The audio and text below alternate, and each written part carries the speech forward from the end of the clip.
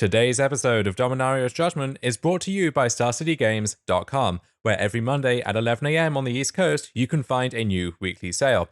This week, from Monday, April 19th at 11 a.m. to Monday, April 26th at 10:59 a.m., we are giving you 15% off all, that's right, all non-basic lands. So whether you want to summon turn 3 Khan with the help of a beautiful Antiquities Urza's Tower, or just light people up with Valakut the Molten Pinnacle, you can get 15% off those and any other non-basic lands to take your fancy all this week at starcitygames.com/sale.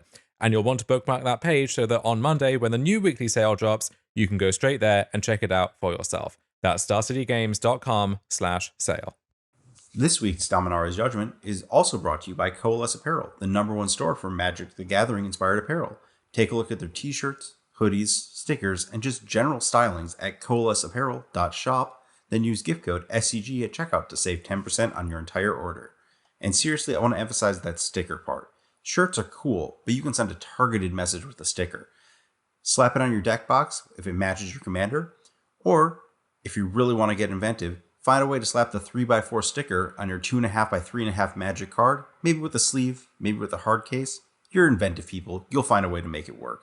So, take a look at coalesceapparel.shop, check out their product lines like Wooburg Forever and Ravnica University, and see what catches your eye. Remember, use gift code SCG at checkout to save 10%. Coalesce Apparel and Design. No one made what they wanted, so they made it themselves.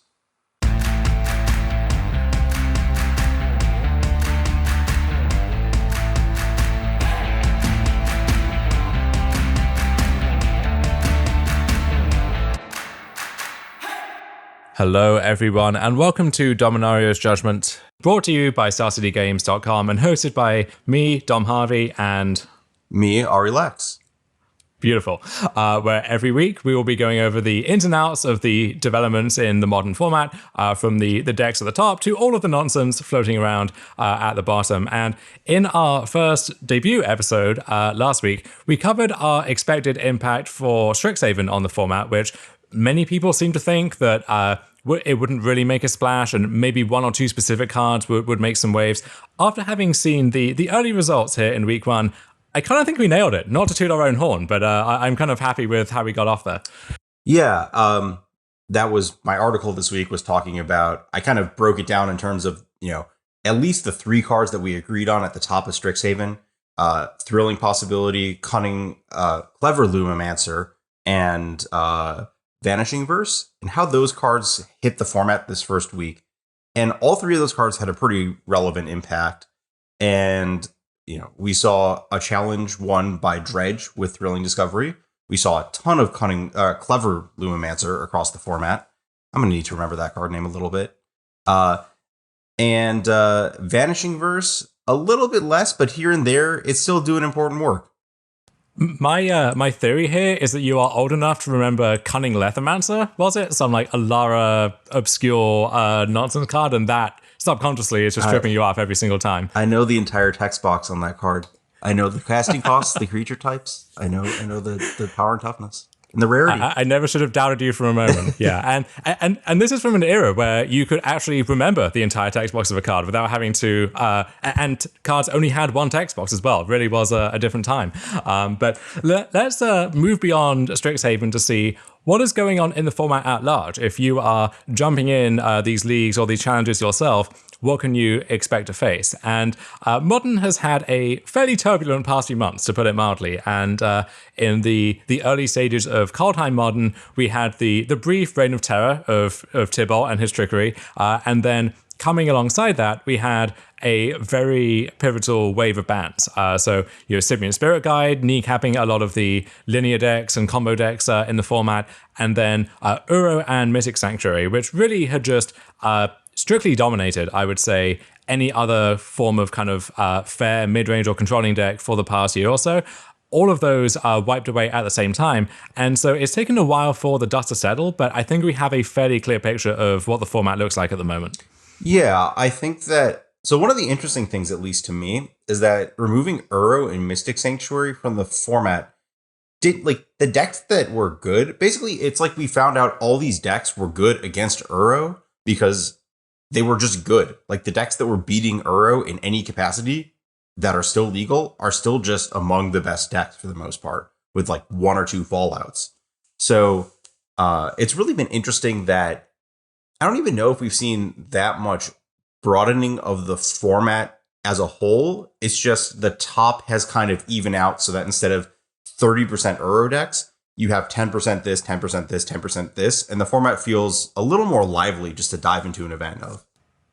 Yeah, we've seen this a lot in Standard recently, where, you know, the third best Throne of Eldraine card, you have that gets banned at some point, and then the fourth best Throne of Eldraine card, which was just about competitive with it before, takes up that mantle and steps into the fold. So, you know, when Omnath was just running rampant in Standard, you had Autumn and Emma showing up to the grand finals with Gruul Adventures, and then as soon as Lucky Clover and Escape to the Wilds leave the format, then Gruul Adventures now is the menace that everything else has to measure itself against. And you're kind of seeing a similar effect here in Modern as well. And I wonder if it looks like we're in a format which may remain constant-ish for the time being, but if and when there is further action that needs to be taken, then the best decks after that will likely just be the other best decks from before. I don't expect that to change too much. Yeah, and to be fair, that kind of feels like how it's been a lot of the times. You know, every time there's a ban in Modern, someone just was like, I am going to play Urza's Tower now. You never expected that. And it's fun. There are John's is back, baby. It's good again. Or, well, maybe not. But we'll get on to that. I think so. You wanted to raise kind of a big picture point this week, which was that this is also all Magic Online results. And would this look any different if we had, 300-person real world events that are 15 rounds instead of these, 1 to 200-person challenges on the weekend? And how much of what we're seeing now is, I don't want to say it's not real, but how much of it is environmental versus how much of it is just the format? Yeah, in my mind, you've always had this tale of two moderns almost, where you have high-level competitive modern at, like a day 2 of a GP or the Pro Tour, some of the more exclusive Magic Online events where often the format is quite heavily warped around particular cards or decks, and it's unclear how healthy the format really is. And then you have semi-competitive modern at like the LGS or Magic Online League level, which has a good claim, I think, to being the best format and most healthy format over a prolonged period of all time, where you can show up with whatever you want within reason and do decently well with it and have fun, and that's okay. But that doesn't necessarily translate into the higher level of modern if you're really being serious about it. And the mismatch between those two formats and the occasional crossover between them where, sometimes Scred wins a GP and everyone loses their mind for a fortnight, and then we kind of get back to reality and move on with our lives. But there's always been this gap in the modern discourse, I think, where you and someone else who could sincerely claim to play a lot of modern, to love the format, to study it a lot, you could be living into completely different universes. Yeah, and I think the best way to describe this split is literally the SCG Open day 2 versus the SCG Classic on day 2. Just, if you look at the top 8 of those two events on any given day, you can kind of see this split and you can see this in the challenge results where you always have 8 decks in the top 8. Whereas if you ran these 15 round, highly iterated events where not only, I think some of it also just has to do with skill gap and deck choice. As people's skill in these events tends to rise towards the top, their deck choices also tend to focus in. And then that creates this kind of magnified effect over this huge number of Swiss rounds.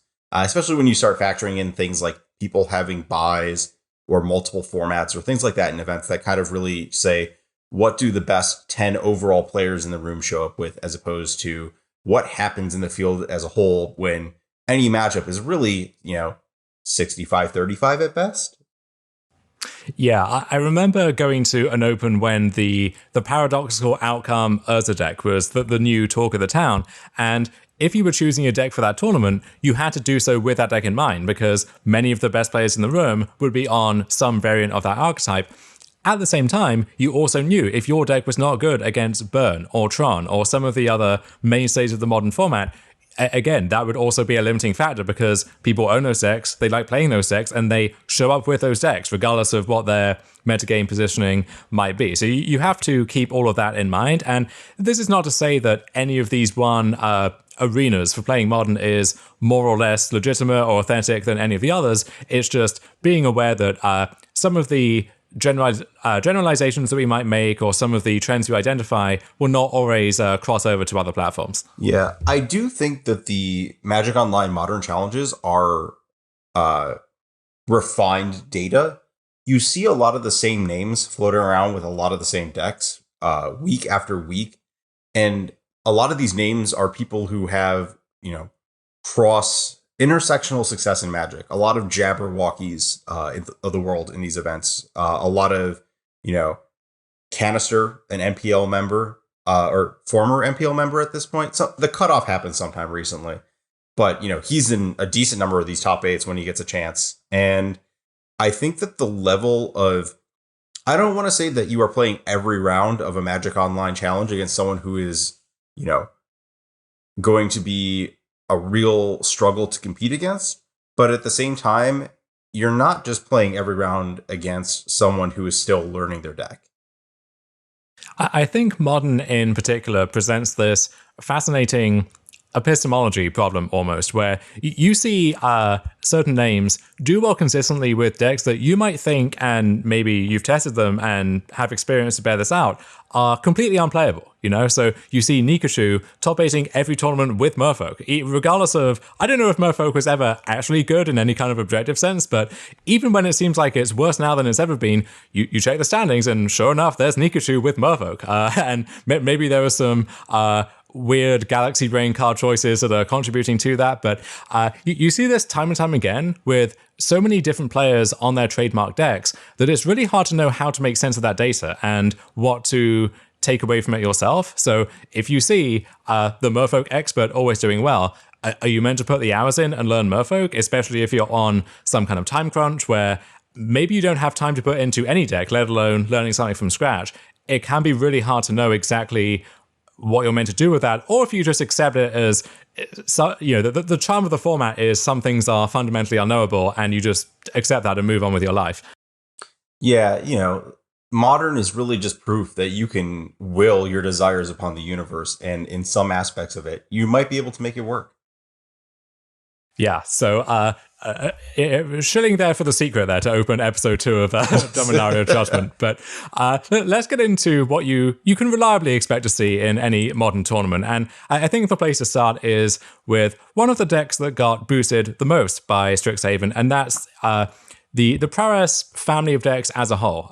So Boris Prowess, fueled by Clever Lumomancer, is putting up some results, delivering on that early hype. But, Mono Red Prowess, with or without Obosh or Gigantha or various other card choices, is a reliable fixture of the leagues on Magic Online. And you see Izzet Prowess with Sprite Dragon and Storming Entity has been a kind of tier 1, tier 1.5 deck for a few months now. And I don't know if you would want to lump Burn in with those, or if there's some crucial conceptual difference that's worth going over, but either way, you can expect to face a lot of Lightning Bolts and Monastery Swift Spears, regardless of what the supporting cast is. Yeah, and I think, honestly, Lightning Bolt, Swift Spear, and Lava Dart. Lava Dart feels like one of the cards from Modern Horizons that is still legal that has exerted the largest influence on the format.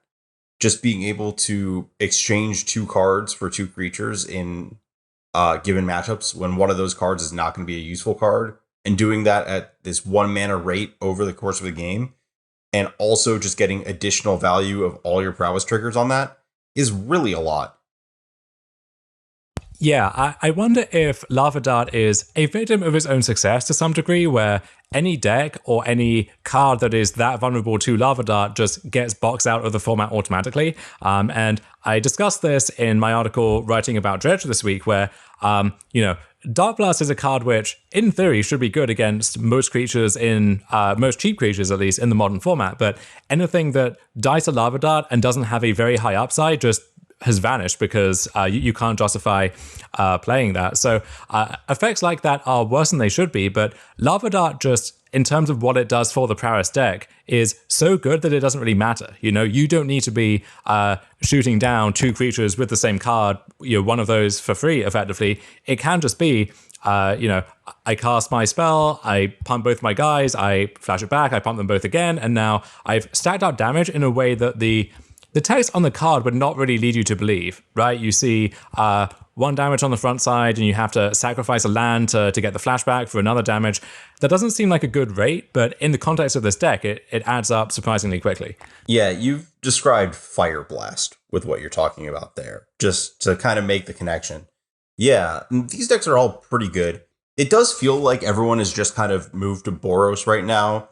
I think we kind of mentioned this last week, where once everyone starts moving to Boros, it's kind of, well, maybe you could play Burn to beat it and have Searing Blaze, but like your opponent's just going to have Core Firewalker in their sideboard. That's just not going to go well for you. So I do think that there is an argument to examine Obosh with Clever Lumimancer. Did I get that one right this time? Okay. It is a odd costed card. There's the evens in those decks, like Boros Charm. Don't get me wrong, I don't mind a Boros Charm, but I don't love like Abbot of Carol Keep, and I guess you don't necessarily want to run Seasoned Pyromancer in your really turbo fast, want to really maximize Prowess deck, but it is a really good card. So I think that there might be room for the old bulky mono red list to kind of take a look at if they can hybridize. Again, when that deck first came out, it looked like a pile and I didn't understand why it existed. And I don't know if I still understand why it existed, but it won so much that I can't deny that it had to have a role.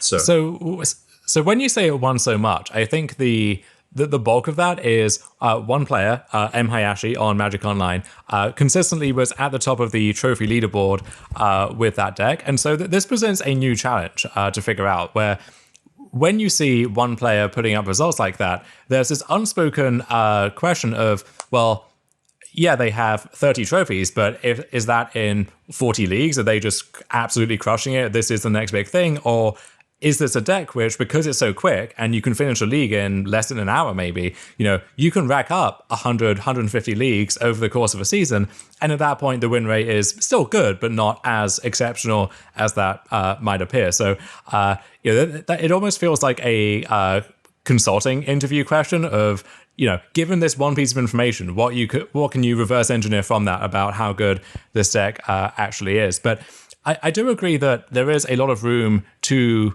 mix and match these various components. And I think the big loss with Obosh is Manamorphose, especially in a Clever Lumimancer deck where getting that free trigger effectively is so important. But it is worth looking at, if you do decide to play Boros Prowess, how often are you actually picking up and then casting Lurrus and then actually able to leverage that in a useful way? And if the answer is not that often, then lifting that restriction does open up some options. So you mentioned Seasoned Pyromancer, Blood Moon is a sideboard card. If big mana decks come back in a big way again, Bone Crusher Giant, we've seen in some of these mono red lists as a card that can trigger Prowess, but can also be the threat if your first one drop bites the dust. And then this one also competes with Obosh, but Bedlam Reveler. If decks turn to a pile of discard spells and removal to try and fight Prowess, then that's a good way to flip the tables on them and beat them at their own grindy game. Yeah, the Blood Moon point versus big mana, it's kind of a moot point when you're talking about cutting Lumimancer, because you're just gonna clock a Primeval Titan deck out of the game. You don't need quite the level of escalation of threats against them when you have all these one drops and all this power. So that may be one of the reasons to turn away from the Obosh strategy. Though the other thing is that, we talked about it's kind of become clear that, maybe not necessarily clear, but people have definitely turned away from Izzet because it is definitely a slower deck. It's not necessarily that much more resilient to removal in any sense. So it is possible that some of the aspects of Izzet that you want could just be splashed into the Boros list. Yeah, I think you would maybe want to move back to Izzet if first of all the removal that's being played doesn't line up well against Storming Entity, where Fatal Push doesn't hit it, Skyclave Apparition does not hit it. Lightning Bolt can, but if they have basically anything, it's still going to survive. So when you look at the most common removal spells in the format, it can be surprisingly difficult for most decks to actually deal with the Storming Entity. And if that card lives, it wins the game in a very short space of time. The other thing too is that flying is kind of a broken mechanic, as kind of flippant as that is to say, where if decks are able to gum up the ground, where your Clever Lumimancer is really big, but it can't get through without the help of something like Crash Through or Team of Battle Rage. So a deck like Celestia Company, Heliod is a good example here, where so often you play your Soulscar Mage and it just gets bricked by an Auriok champion, and that is effectively a wasted piece of cardboard now that you can't use to any good effect. If your main threats all have flying, then you can still stack up damage, go over the top, and count to 20, or however much you need to, even if there's some Auriok champion or some big dumb green creature standing in the way. Very true. And Izzet also gives you access to counter magic, which, again, you don't necessarily need it as much if the other option is you just kill the combo decks first.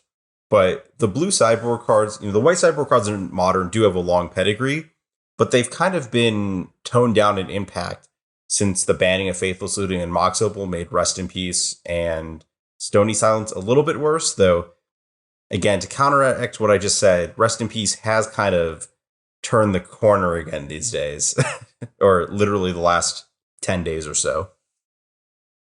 Yeah, it's been weird recently where we used to think of Modern as a format with these nuclear sideboard options, where it's Leyline of the Void, it's Stony Silence, it's Blood Moon, and it didn't feel like there was that much of that going on, in part because there were none of these linear combo decks that would just get shut down by a single card. And to the extent that there was combo, it was stuff like Heliod, which you can find very obscure, like Leyline of Punishment or whatever, but nothing that has the same knockout punch, where if they don't deal with this card, the game is literally over, and also is useful against other things. And so you found people being forced into playing these more generally applicable but less brutally effective sideboard cards.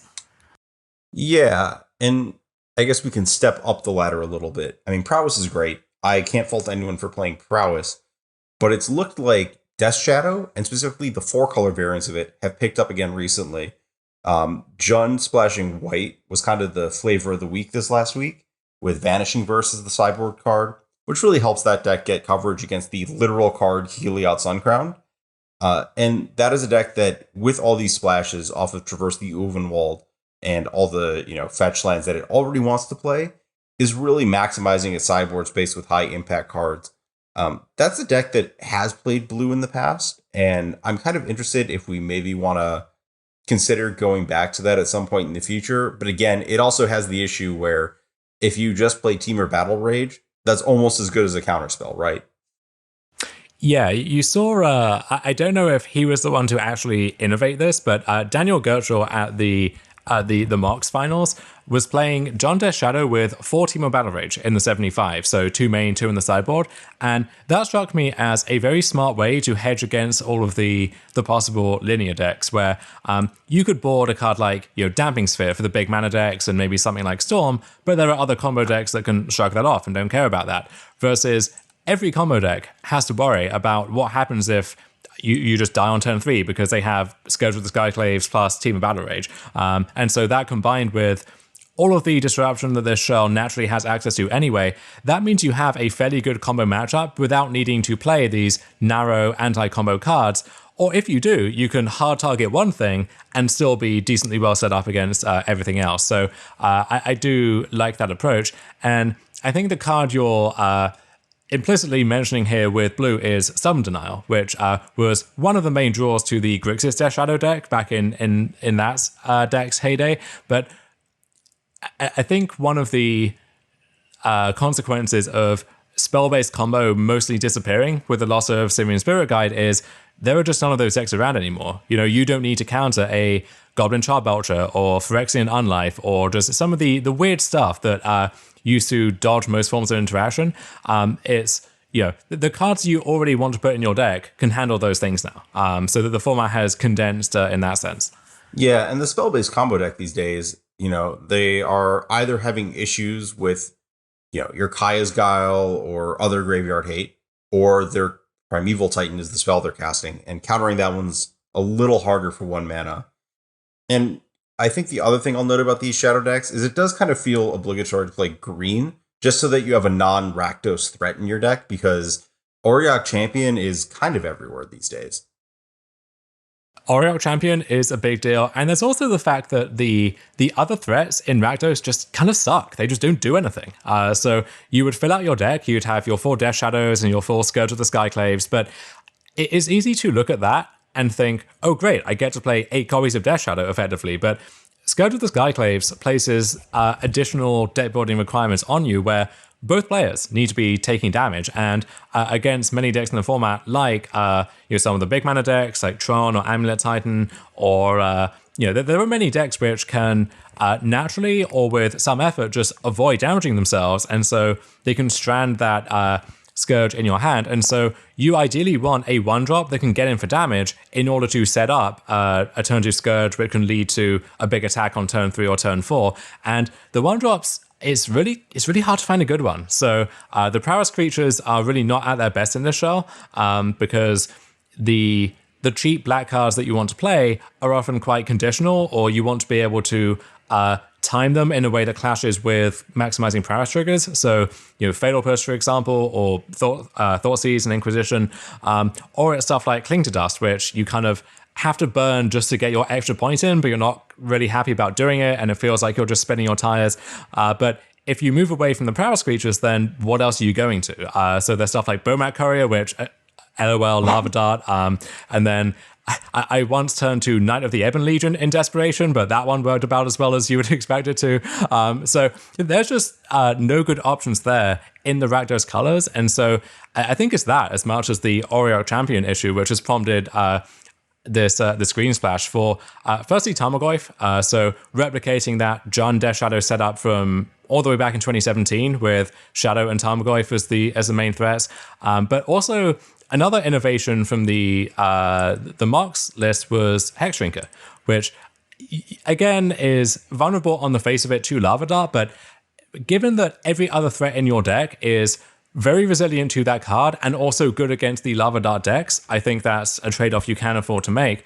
And also, when Hexdrinker lives, the upside is so high that it just takes over games by itself. I saw Daniel play several matches against Heliod, which is a very tricky matchup, where any other 1-drop would have been instantly obsoleted as soon as it was played, but Hexdrinker threatened to end the game by itself unless Heliod could get all of its pieces together. And worth mentioning, Vanishing Verse does answer Heliod. That's not just important because Heliod is the best deck and it's a tough matchup for you. Part of why it's a tough matchup is that the card Heliod is comically good against Death Shadow and Scourge of the Skyclaves. So it becomes not just a combo piece, but also a weird moat ensnaring bridge proxy. Yeah, just to clarify that, if you haven't read all the text on Heliod and really processed it, you can give any target creature lifelink.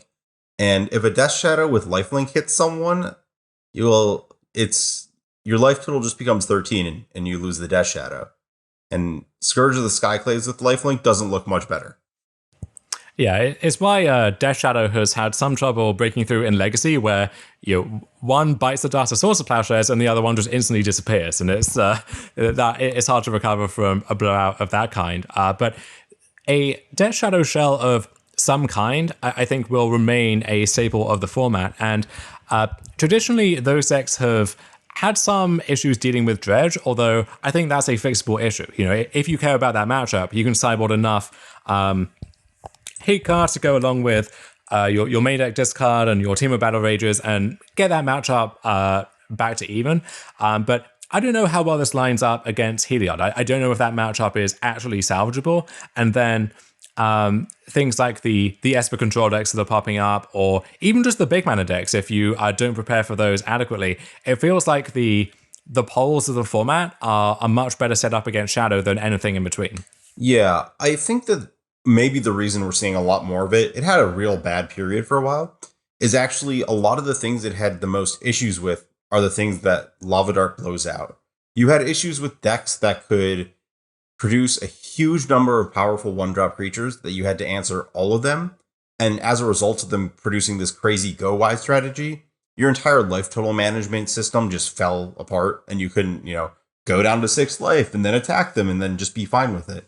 So I think that your absolute worst matchups are out of the way, and even if every other deck in the format has gained a few percent on you since the glory days of Grixis Shadow, the deck is still totally fine. So I don't know how well this deck, it's okay against Prowess. It's not necessarily great. It's, kind of a razor's edge matchup, but Prowess is definitely clearing the way for its success.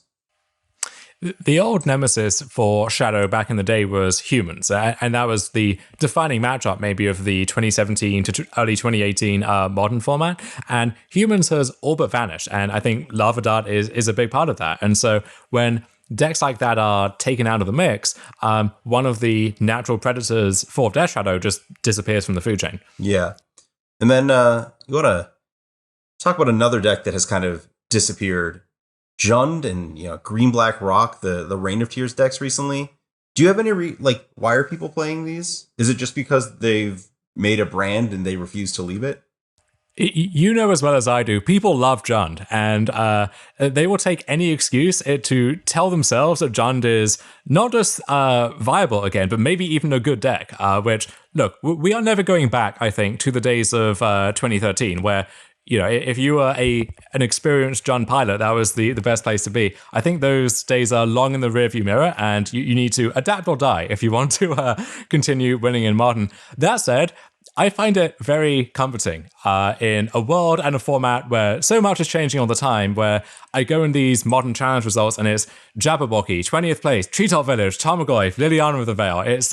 It's good to know that some things will never change. Yeah, and I do think Liliana of the Veil still has its moments in the format. I just think that the real issue is the printing of Lurrus makes it so, you're already losing ground against just playing a more aggressive version of your deck. And now that Lurrus exists, there's no excuse to be playing that deck instead of Death Shadow or Prowess. It's just accomplishing the same things with the chance that your hand is all 3 and 4 drops. Yeah, the companion mechanic has really been a death blow for those slower black mid-range decks, where if the plan is to trade your resources off one by one and to pick away at their specific important cards, then often if they are building towards Lurrus or Yorion, where it's an 8th card by default, and also certainly under the old companion rules, it would just be basically invulnerable to discard of any kind. But even now, they can often set the game up so that you have to spend your Thoughtseize on something else, and so they can just pick up the Lurrus or the Yorion when they have a good moment, and then that card in itself generates even more card advantage, because you want to pay your Lurrus with Mishra's Bauble, or you play your Lurrus and return another thing in the same turn, and now there are 2 threats that they have to deal with when just now there was nothing. Or against Yorion, they played some random interchangeable piece of material that drew a card, and then eventually 6 turns later, Yorion comes down and just draws another card at a fee for free. So it's really hard to keep up with the companion mechanic there, and that might be an acceptable cost if what you were doing was fundamentally powerful, or if your strategy lined up well against the rest of the format. And I don't think either of those things is really true anymore, if it ever was. Absolutely. Now, we did talk about a lot of these decks that really seem like they're focused on killing creatures. So we're going to move along to creatures and talk about the decks that feature that wonderful card type more than, a few Tarmogoyfs right after this ad break. If you are looking to sell your Magic the Gathering cards, it's never been easier than with StarCityGames.com. Make the best of our 30% store credit bonus and the fastest turnaround time in the industry when you use any of our 4 simple ways to sell located at StarCityGames.com/sell. You can check out our buy list, box up your cards and send them our way with the ship and sell program. Come on in to the Star City Game Center in Roanoke, Virginia for that personal touch Or if you have everything, 500,000 cards, you want to store and you want to do some bulk, we'll come to you. And seriously, when we're talking about these large collections, Star City does mean they will come to you. The list of places goes from Ohio to New Jersey and elsewhere. Like, seriously, I've driven from Ohio to New Jersey. That is not a short drive. So head on over to starcitygames.com/sell, that's SELL, for more details on all these great options, and maybe clear up a little space in your life for your next project, even if that happens to just be even more Magic cards or another Commander deck. And we're back with some of the more creature-heavy decks in the modern format, and we mentioned humans as one that has really had a tough time of it recently. Let's mention that, if only in passing here, if only to mourn its demise. Do you think that deck can come back? What would it need to do that? Or is it just, is it Lava Dart, or is there some bigger issue at work here? I really do think it's Lava Dart. So I spent a lot of the mid to late period of 2020 just playing a lot of non-Lava Dart modern decks. And every time I would run into humans in the leagues, it was bad. It was scary. It was close at best. And I think that deck still holds a lot of power if we ever just stop seeing Lava Dart for a minute. I've tried to think about why this isn't a fixable issue for humans. I think I've come to the conclusion that you're allowed to have one creature that dies to Lava Dart in your deck, but never two. Because if they just kill like an Arbor Elf with Lava Dart, like whatever, that's a trade. You take a damage later, who cares? But if they ever kill two things, that's the wrap. And I kind of alongside of this, the other part of this that made me realize this was that I kept playing against people trying to play other tribal decks. And I was always like, oh, well, thank God they're not playing humans, because that would be a problem. Instead, they have like Diffusion Sliver in their deck. And that's just not a Magic card. Yeah, I think for a while, Lava Dart was shorthand for Lava Dart over here and Ren 6 over there, where the most popular mid-range and control decks also played Ren 6, and so anything that had one toughness was kind of squeezed out by both extremes of the format, and that isn't true as much anymore. You know, without Uro and Mystic Sanctuary and the whole infrastructure of those 3 and 4 color blue soup decks, you're not facing that issue from the control decks as much anymore. So maybe you can take the L against the Lava Dart gamers if you're good enough against everything else and kind of be the scissors to their rock, so to speak. Yeah, and I do like Silver Quill Silencer as just like another solid body to pick up that can apply a little more pressure against. It's not quite Meddling Mage, like you will still die to Primeval Titan, but it does apply pressure when you're just trying to do this thing where like you stack up Meddling Mages naming half the exile and whatever their other removal spell is. So I think that card is potentially quite powerful when you're playing against, you know, Esper Control, something along those lines.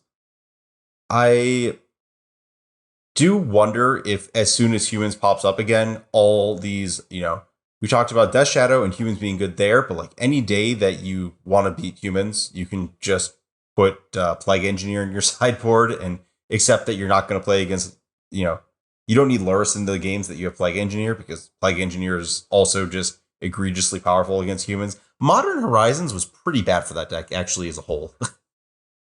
Are you looking forward to Modern Horizons 2 in just about 2 months' time now?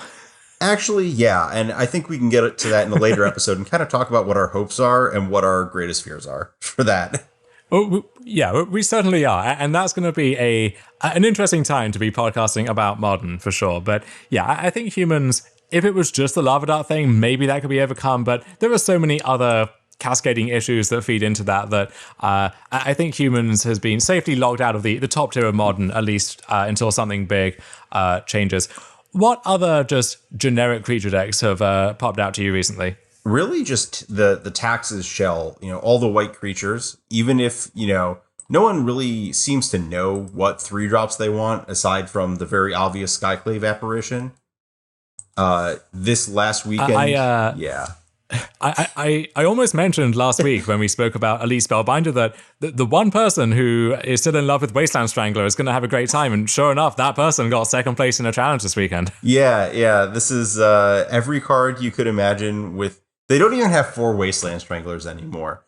I do appreciate about this Orzhov list is that they are not tricking themselves into playing Leonin Arbiter, which, while I think with the status of Urza lanes, coming in and out, making the idea of Field of Rune and Ghost Quarter a little more attractive, it's still so bad even when it's good. It's still so bad.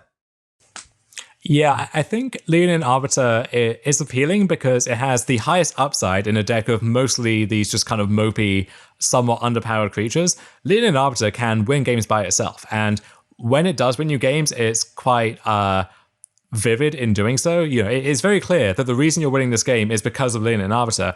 But there are also those games where you draw it and it's a grizzly bear, and sometimes it even harms you in the process. Or if you're against like another deck that has Ghost Quarter or Field of Ruin, then you just get strip mined and now you can't cast your spells anymore. So there are definite downsides to that card.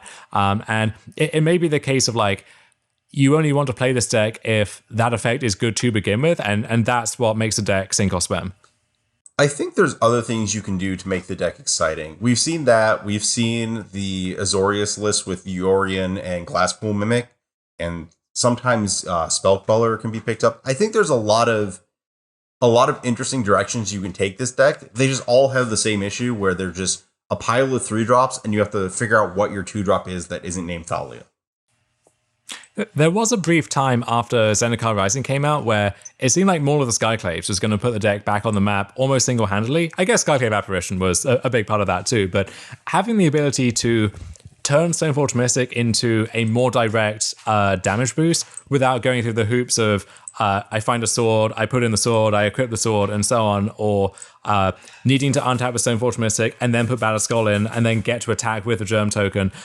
Just being able to shortcut all of that was a big boost to the deck's damage output. And that was always the issue, is that a card like Thalia, for example, that can keep your opponent off guard for a while, but often that's only temporary. And if you're not applying damage in the meantime, then the effect just kind of wears off and they can play through it at some point. And Humans was good at applying pressure with cards like Mantis Rider, Thalia's Lieutenant to shorten that window. Death and Taxes really wasn't. And so I think Maul of the Skyclaves in particular was a bigger pickup than it might appear at first. Yeah, I did not find that card a ton when I played the deck, but when you did, it was just such an improvement. And Sword of Fire and Ice, the best I can say about it is, yes, you do actually want to play it in this deck, but that's really the best I can say about it. It's like, it's not even good against one of the colors that it's meant to hose, because spending at least 4 mana or more just to get blown out by Lava Dart, you are the one who is on the losing end of that exchange. So that cycle as a whole, an iconic cycle, fond memories of playing with those cards. Not really fond memories of playing against those cards, have to say, but I don't think they have really aged well with the direction that Magic and specifically Modern has taken. No, the purpose in this deck is your deck is playing so many 3-drops that don't draw a card that you need something in your deck to be able to pretend that you're a mid-range deck. And why even pretend that you are a mid-range deck in Modern at the moment? Like, you don't want to be an actual Jund deck. Why is a pale imitation of a Jund deck going to get you anywhere? This might just come back to what you said, where the Taxes Shell is good when your specific hate cards are good. So maybe, Archon of Emery is the card you want this week, but maybe you probably just need to really keep your finger on the pulse of the format for that.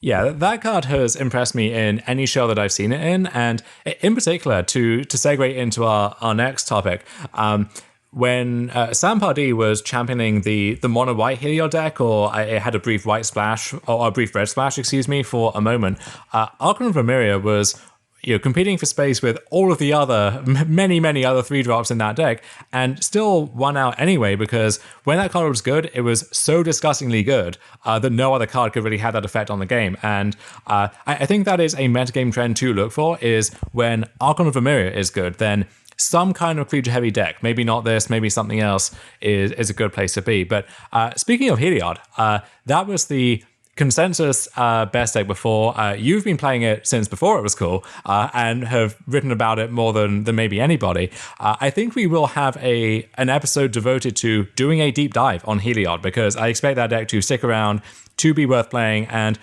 whether you intend to pick it up or not, you will play against it. So knowing how that deck works inside and out is going to be key to getting success there. But where do you see that deck in the format at the moment? It's great. So I'm just thinking of timing on this, but my what we play this week should be going up for Modern around when this is released. And I didn't select Selesnya Company, but I did say that I do think it is the best deck in the format still. I just think there's, a small window where you can get a better exploit right now. It's still great. It's going to remain great. Green creature combo has been a really successful archetype in Modern because it overlaps the taxes style stuff where, well, my deck is good when these hate cards are good with you're just a good generic combo deck. So it's the dual layered effect in Modern. Similar, it's just the Splinter Twin effect where, you can beat some people with electrolyzes, but if that doesn't work, you just kill them instead. And I think a lot of this success is on the back of Ranger Captain of Eos letting you just theft games against so many different things. Cryptic Command, really bad against that card, specifically the sacrifice effect. So there's a bunch of text about finding a creature and being a 3-mana 3/3, but the sacrifice to stop your opponents from casting non-creature spells helps you dodge counter spells better than you already do with Collected Company, helps you shut down something like an incoming Oblivion Stone, Ugin the Spirit Dragon out of Tron, and is a large reason why we saw such a huge shift to Primeval Titan in the format. Against all the random combo decks, just giving yourself an extra turn is really huge. Even against just burn spells, the card just does so much work. Even though, maybe you want to cut down on it because it is just yet another 3-drop in a deck of all 3-drops. It's really good. And the other thing is that some of these other hate cards, so like Auriok Champion, definitely a hate card. Scavenging Ooze, also a hate card. But when you have your combo out, those cards are also spell skites. And I keep saying this over and over in basically every time I talk about this deck, because it's just the absolute best aspect of it is that if you gain life with the combo in play and get another counter on your Spike Feeder, that's just another removal spell your opponent needs to break up the combo.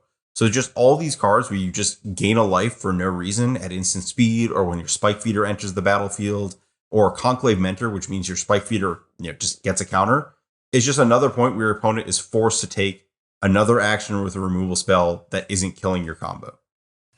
And we'll get more into the details of all of that in our Heliod-centric episode, but I think it is highly relevant that usually if you have this A plus B kind of combo, especially if it's a creature combo deck, where you think back to stuff like Devoted Druid or the Malira Company decks from back in the day, you always had to expose one of your central combo pieces, if only for a brief moment. And so if there was a lightning bolt or a fatal push waiting in the wings, you would have to slog through that somehow. The fact that Heliod is like so frustratingly untouchable, or at least was until Vanishing Verse came along, meant that you could just park your Heliod on the battlefield, trust that nothing bad would happen to it, and then eventually when you did, you find a Spike Feeder, or you got your Walking Ballista with enough layers of protection based on how the game was going, you could force the issue and make them have everything that they needed to have at the same time. They didn't really have as much control over how they lined up their interaction against your combo pieces. Yeah, this deck is really just an all-star. And time and again, one of the things we've seen is that these green creature combo decks, the only real way to push them out of the metagame is overload them on removal. And because this deck is so good against that, I don't really see it going anywhere in the long term, except there is the one other exploit to them, which is the big mana decks. These decks have historically always had a kind of dicey matchup against Tron, Scapeshift, and a bunch of other decks we'll get back to you with in just a moment. Want to take your shot in the Strixhaven Championships and compete with the best in the world? The MPL, the Rivals, and all the other great players who made their way there? You can earn your invite for that event by playing in the SCG Tour online. Not only are those invites to the Strixhaven Championship available for the winner of each qualifier, there are thousands of dollars in prizes, tens of thousands of MTG Arena gems, and MTG Arena Qualifier weekend invitations. That's right. Even if you don't win it all and take home a Strixhaven Championship invite, you can lock up one of your monthly MTG Arena Qualifier weekend bids via the SCG Tour online. Skip that sweat of just staring at your mythic rank on the last day of the month, hoping it doesn't fall for, 900th to 1400th. Seriously, all you gotta do is log in for a Friday night, play an event you probably wanted to play anyways, and boom, do well at that, and you're on your way to not having to bemoan every match loss that tosses you from 98% to 1100th place. Visit scgtouronline.starcitygames.com for details on our upcoming dates and formats. The road to the Strixhaven Championship starts with the SCG Tour Online. All right, so let's move into some of those big mana decks that always are lurking on the fringes of the format, ready to pounce on unsuspecting players. And let's start with Tron, which has been the boogeyman of the format for a long time, and occasionally the hero. And when Tron is a hero, you know the format is in a bad place. And Tron has had a fairly wild ride over the past year and a half or so, where I think it's quickly oscillated between unplayable to maybe secretly the best deck, or at least the best choice to exploit the metagame for a given weekend, back to unplayable again, and then maybe somewhere in the middle. Where do you think Tron stands at the time of recording here? I honestly don't know. I think that the problem with the deck has always been that it does very statically one thing without a lot of flex up the curve, just because of how its mana is always tied up in finding the Tron lands on the early turns. Even if you can mulligan consistently into setting up Tron around turn 3 or 4, it has this issue where you are only beating a set of the range of the hands. Like, your opponents, especially with Prowess, is probably the best way to illustrate this. The Prowess hands can kill anywhere from turn 3 to turn 5, and depending on that range, and you really have no control over it, you're dead by turn 0, or you actually get to compete. The other big issue is Force of Negation. It's really hard to put all this setup into a Karn Liberated, especially after mulligans, and then your opponent just doesn't even pay mana, and then untaps with Cryptic Command up, and then moves on with their life.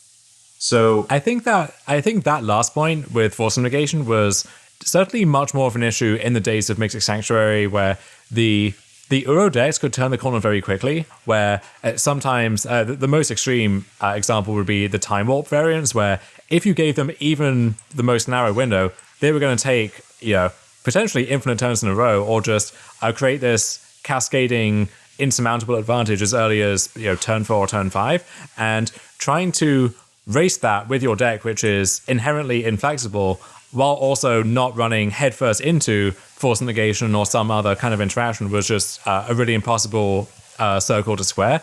Now, you look at the control decks that are popular, there are some like the Grixis Lewis deck with Sprite Dragon, where that specific card can apply pressure early, but against the Esper control decks, for example, where their form of pressure is maybe they attempt to Fairy Hero of Dominaria on turn 5 if they have enough protection lined up. It's easy to either race that or to get to the point where you're just casting, Ulamog or post-sideboard, maybe Karn with Veil of Summer backup or something. So that kind of more pigeonholed control deck is a lot easier to attack, I think. Yeah, especially with the Esper deck, you cannot play Field of Ruin. They can't even get their free games if they draw 2 Field of Runes, and then that buys them, time until turn 8 to keep playing. That's just not happening with that mana base. I would lose my mind constantly when I would look at these 4-color Omnath decks, and you would see, Omnath itself, Cryptic Command, Renner 6 over here to Fairy over there, and then in the middle of the mana base, just 2 Field of the Dead, 2 Field of Ruin, just these lands that just could not cast any of your spells. And at least there you had the excuse of, well, if I have Renner 6 and a fetch land, then I can take this surgical approach to plotting out how my mana is going to develop every turn. But even then, it was somewhat dicey.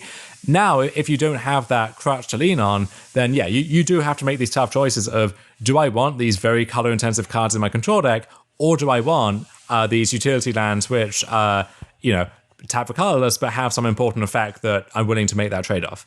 Yeah. So with, traditional mono green Tron, it's very much what you see is what you get. But I think, and I may regret saying this in an audio format where it's recorded for all eternity, I think this might be an okay time to show up with Eldrazi Tron. Very specifically, Chalice of the Void looks really good again. If you look at the Prowess decks, they basically can't cast spells through it. And a lot of other decks are kind of moving in that same direction. The other part of this is that Eldrazi Tron has also It's got a really good history of being able to pressure graveyard decks. It was one of the decks that could sort of hang with Hogak between being able to, play, it's all colorless cards. There's not a lot of things you can put in your sideboard that are good in colorless except for graveyard hate. And because you have Karn the Great Creator, you have access to game 1 hate against all these dredge decks in the format and a variety of it. If you need a Tormod's Crypt now and a Grafdigger's Cage later, you've got that unlocked. So I think like exactly this next week or two, you can excuse yourself for playing Eldrazi Tron. I was going to ask semi-rhetorically if there was ever another reason to play Eldrazi Tron beyond Chalice of the Void being good again. And I think the other reason that comes to mind actually is Karn the Great Creator, where sometimes either just the static ability on that card is a hammer in the matchup, or if the format is combo heavy enough that having this expensive wish for Tormod's Crypt is actually a relevant line that you want to take, then being a good Karn deck, which I think Eldrazi Tron is a good place to be as well. And it seems like both of those things might be true in the foreseeable future. So again, I'm not going to go so far as to say I would recommend Eldrazi Tron, but I wouldn't mock you relentlessly for choosing it as much as I might in any other week. Yeah, this is the secret with Eldrazi Tron. So listen in. The deck is not a Tron deck. It's a vintage workshop deck, and you should only play the deck if you get to play it like a stacks deck that has efficient creatures in it. Yeah, if Chalice of the Void is not good, then what are you even doing? Why are you showing up with this strategy? But outside of the Urza's Tower pillar of the format, there are some other big mana decks that have been making waves recently. So Amulet Titan, I, as a long-time Amulet fan, I had kind of written the deck off when Field of the Dead got banned, which is one thing that we didn't even mention, bundled in with the Mystic Sanctuary and Simian Spirit Guide round of casualties. But I think that card was so essential to the deck being able to hang with the hard control decks and some of the grindier decks in longer games. And usually my metric for whether Amulet is good is how good is just a naked Primeval Titan on turn 4 with no other backup, because your best draws powered by Amulet will go toe-to-toe with basically anything at any time. But the base case, which you need to be good for the deck to be consistently good, is casting Primeval Titan on turn 4. And in the days of Field of the Dead, that by itself was enough to beat a vast swathe of the format. Now without that, you kind of have to do it the hard way again, and every other deck is speeding up and you're not really getting any new tools. So I had kind of written the deck off, as sad as that made me. It has been putting up some results recently, and so I'm somewhat optimistic that it can be good again, but I don't know what the exact configuration looks like at the moment. So it's actually kind of interesting. The biggest innovation, there's been some shuffling of like Arboreal Grazer versus Sakura Tribe Scout, because one of these dies to Lava Dart. But the most interesting thing is that people have just started cutting spells for lands. So the latest Amulet Titan lists are playing like 30 to 31 lands and some Turn Timber Symbiosis, which it's a land. Let's be real here. It's just a land. Occasionally you pick it up and cast it. But yeah, you're never happy about casting it. It's always because something has gone badly wrong, and betting against the house is all you can do at that point in the game. But it is somewhat weird to say that a deck that has over 30 lands, including bounce lands, is lacking land drops a lot of the time and needs more. But that's true. This deck is so not mana hungry, but more land drop hungry, more so than you can even really convey. And so you can never really have too many lands. And so having a land drop plus 40% look at Primeval Titan split card is actually a pretty important pickup. I think that some of the success, and this may be something that old Amulet players like yourself and myself, having played the deck back in the early days when the deck played like 27 lands or something crazy, I think that this may be the deck finally catching up to the London Mulligan. So one of the issues with old Amulet was if you mulliganed to 5 cards, you would have hands that just like had one of your interactive tutor targets and then all of this other stuff, and you just like miss a land drop because you also drew an Engineered Explosives and you lose the game. And now if you look at the deck, there's an this is the list that won a challenge on the 10th, so under 2 weeks ago, just before Strixhaven. The deck is all ramp spells, amulets, a tireless tracker, and an engineered explosives and lands. There's no room for those cards. If you mulligan with this deck, you are getting lands, ramp cards, and titans. Yeah, I used to think that pattern negation was a sacred cow in the deck, and if anyone ever suggested cutting it, I would push back as hard as I could. Now, if you see that card at all, it's usually as a sideboard card to bring in against a specific set of matchups, and the main deck now is very streamlined. It's ramp spells, it's Primeval Titan or approximations thereof, and a bunch of lands, and that's it. And as you say, the cost now of drawing a dead engineered explosives or a dead walking blister feels like an actual antique now. You just can't really justify doing that anymore. And I do think the deck was actually worse at exploiting the London Mulligan than some of its competition. So going into Pro Tour London, people were talking up Amulet, and certainly some of the Canadians who were playing in that tournament were excited about it. Upon further testing, I think what a lot of them realized was because you need so many distinct pieces, where often your nut draw involves a copy of Amulet, a bounce land, a way to make several land drops in a turn, and then also a Titan or a Pact. That's enough moving pieces that the London Mulligan, if you are going to 5 cards or to 4 cards, you don't actually have the raw material needed to get all of those pieces together at the same time, versus a deck like Dredge, which you spoke of last week as you can mulligan to 4, and if your 4 cards are 2 lands, Cathartic Reunion, and a Dredger, then that actually can be a very imposing draw. Or anyone who has played Tron under this new arrangement can tell you can go to 3 cards or 4 cards and still make turn 3 Khan with a scary level of consistency. Amulet does not really benefit from that boost as much as the other linear decks do, even though it might look like that on the surface. Yeah. And I think that these small adjustments, and also I don't want to discount Castle Garenbrig, because we're talking about the London Mulligan having existed for 2 years, but Castle Garenbrig has really only existed for like a year and a half minus like 12 months of Oko and who knows what was going on. Yeah, Castle Garenbrig is a real game changer for the deck that also places heavy constraints on how the mana base is built, where there's always been this very stiff competition for any land slot in the Amulet mana base, despite the fact that you have upwards of 30 lands in some builds.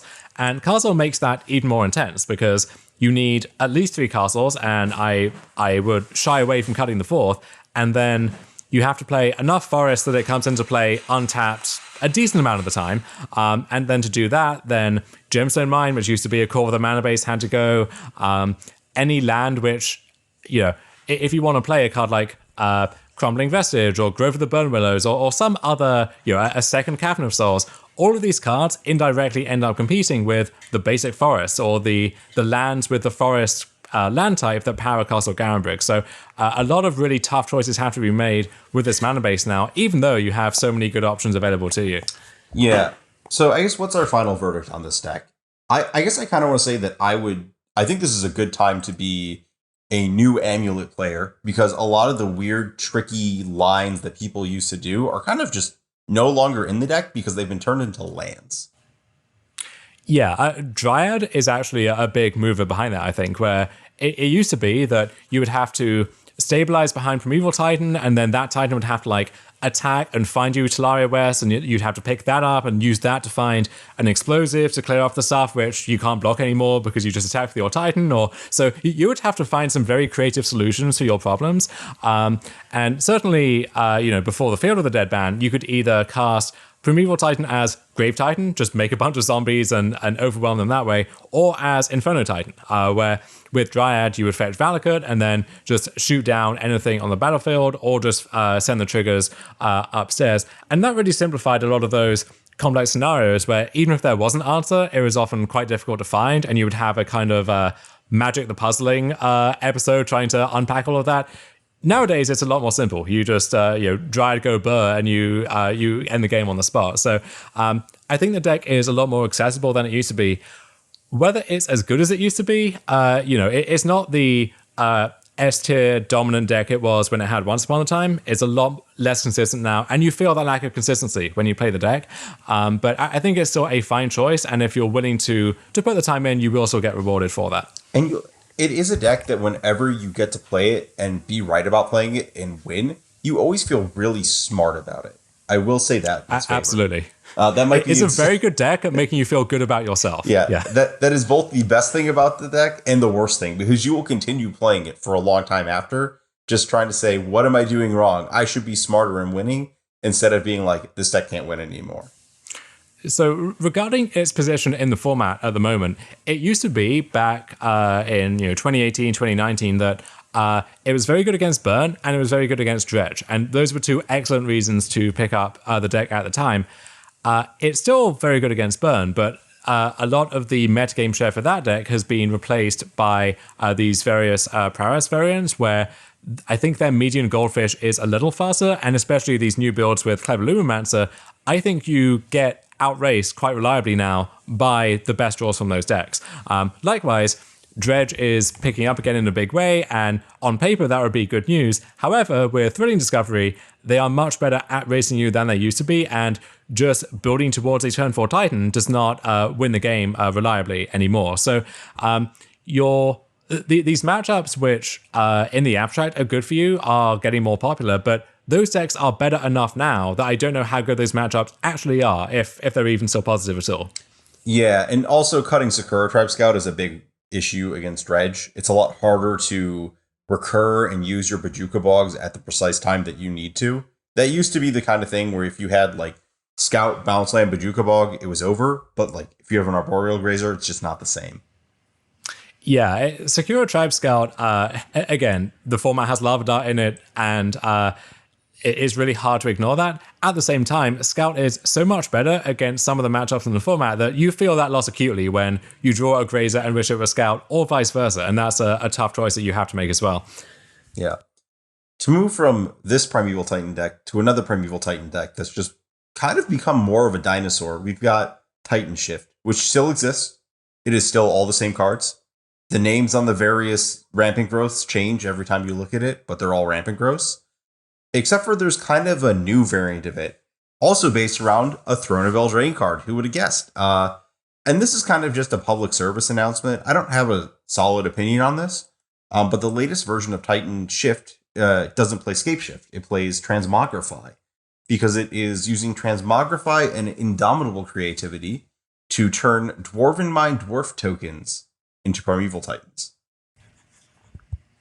Yeah, the gap between Mystic Sanctuary and the other members of that cycle is so vast that it's really difficult to remember what the other ones are sometimes. But Dwarven Mind doing its best to make us remember it, so I salute its effort there.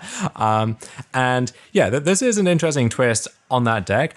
I do wonder if it's a little self-defeating, because right now, the linear decks where you really need that additional burst of speed are, they're the Lava Dart decks, they're the Fatal Push decks, where this plan that goes all in on transmogrifying this 1/1 token is just almost guaranteed to fail.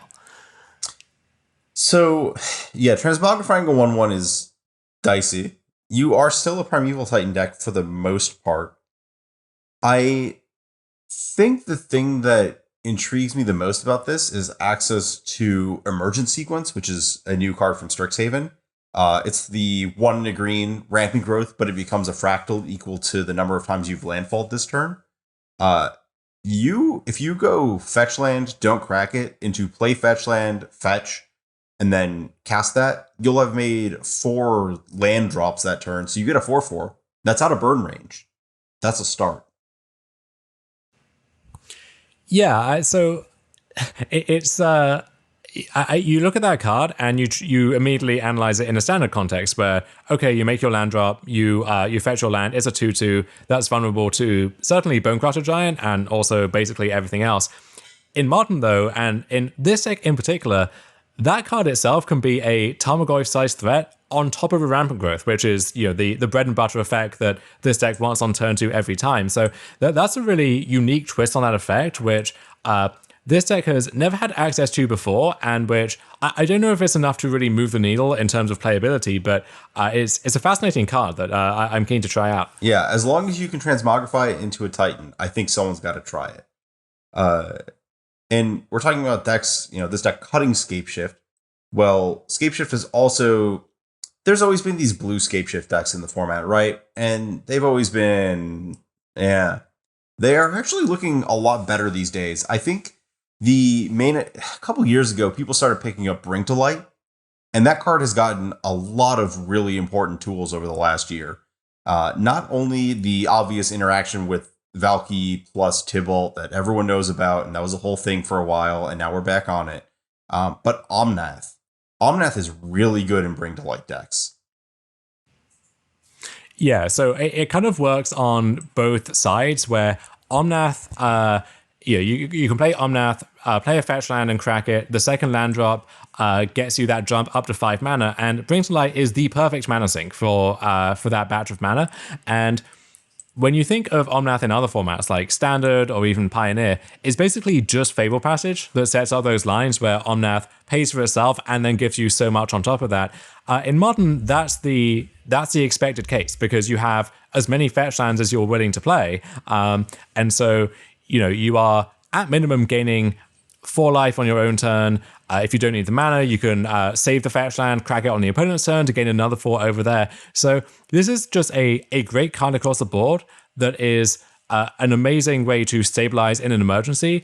And then also sometimes you get these busted combo turns where you're basically just doubling your mana every turn with no additional hoops to jump through. Yeah, these decks are undergoing a lot of iteration these days. I'll just leave it at that. They did win a recent challenge, which is kind of the thing that brought them back, at least in my eye, as something worth mentioning.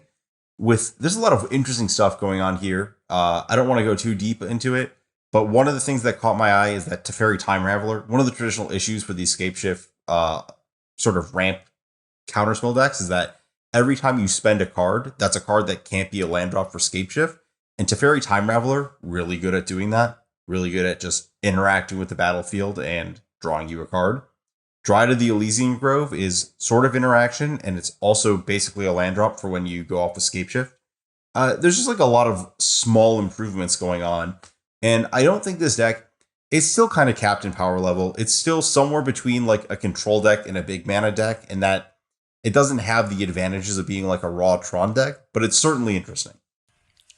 Yeah, so this specific list from Melton with 2 eyes that won the Modern Challenge on Sunday.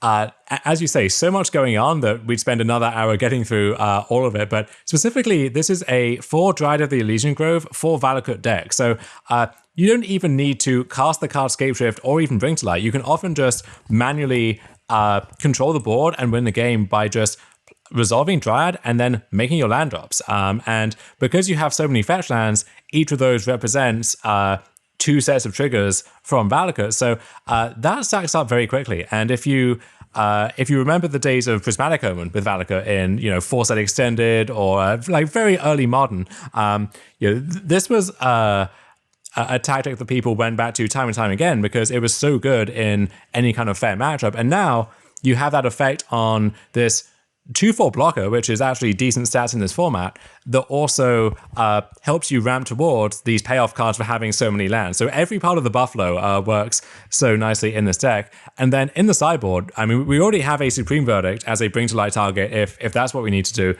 In the sideboard, we have Madcap Experiment for Platinum Empyrean, which is a way to just completely ice the game against a lot of strategies. And, you expect most of your opponents to be boarding out cards like Path of Exile against a Scapeshift deck, right? And this is a good way to punish anyone who gets too greedy in terms of what they can afford to beat. And then you have, Unmoored Ego as a Bring to Light target, 3 copies of Veil of Summer to really put the nail in the coffin of any like interactive deck trying to keep up with you that way.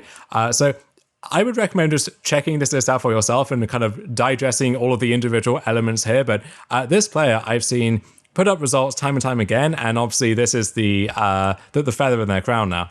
Yeah, My one last closing thought on this deck is that this is just another case of the Triomes being absurd in Modern.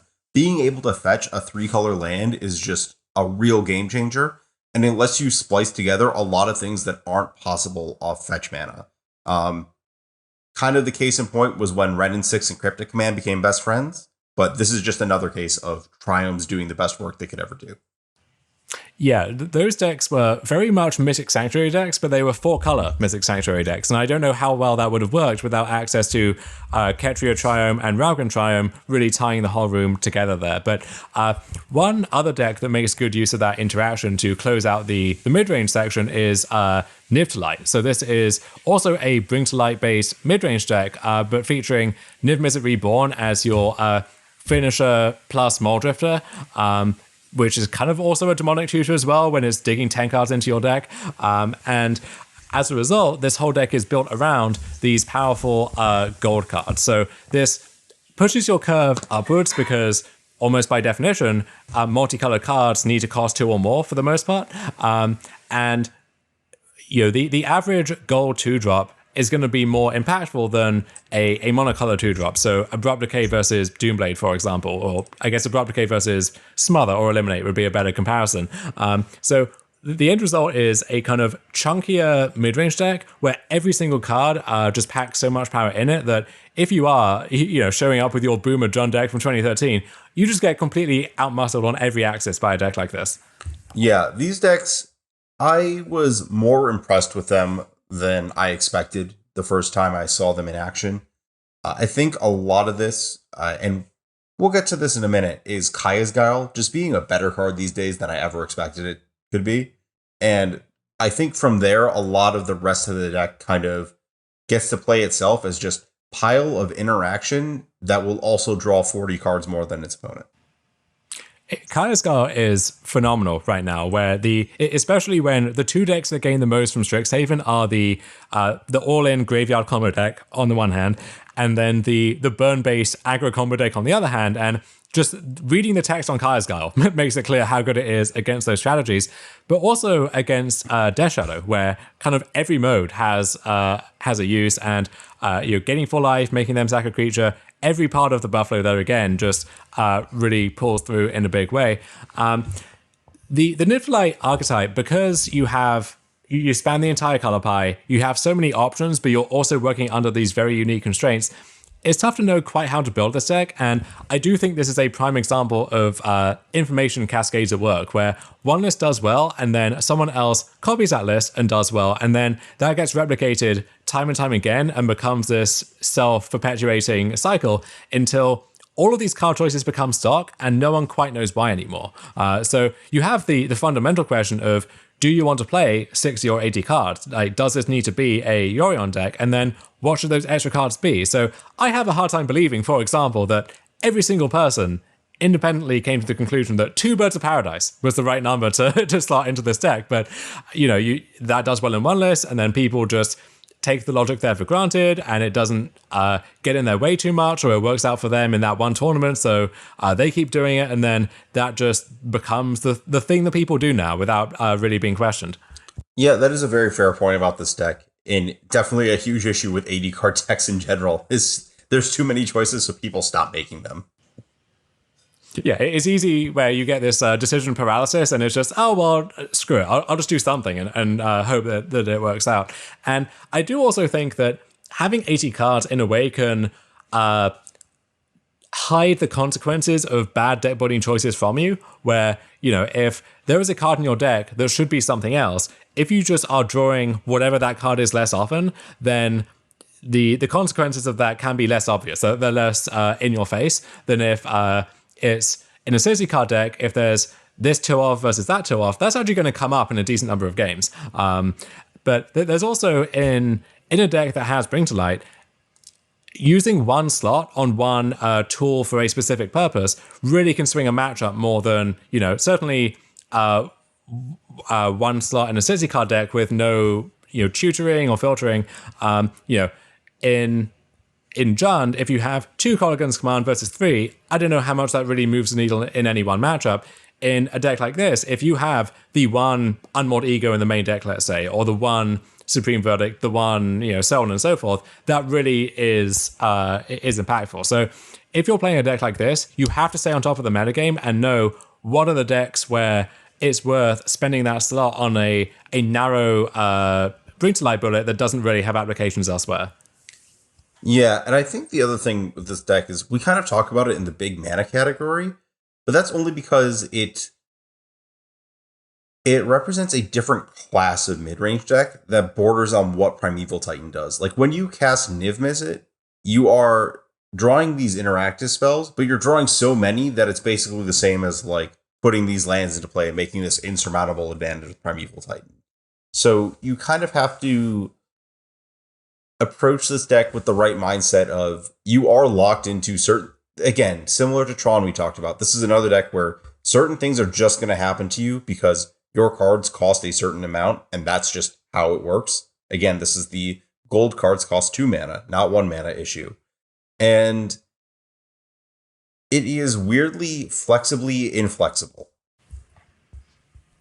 There is a self-defeating aspect to any kind of Niv Mizzet deck where if you have this 5-drop that is going to, if not lock up the game immediately, at least giving you this crushing advantage, all you want to do is to survive until you cast it. And so normally that would point you towards cheap interaction and cheap disruption, like Thoughtseize or Fatal Push or Lightning Bolt, or these bread and butter cards which we're very familiar with in Modern, but the incentives that Niv Mizzet gives you points you towards things higher up the curve. So stuff like Abrupt Decay instead of Fatal Push, for example. And when you're doing that, it makes it harder to actually unload a full hand of cards that Niv Mizzet has just given you, especially when you might have some wonky mana base requirements. So, if I draw Abrupt Decay and Lightning Helix, well, maybe my mana just doesn't work out so that I can cast both of them while doing whatever else I need to do.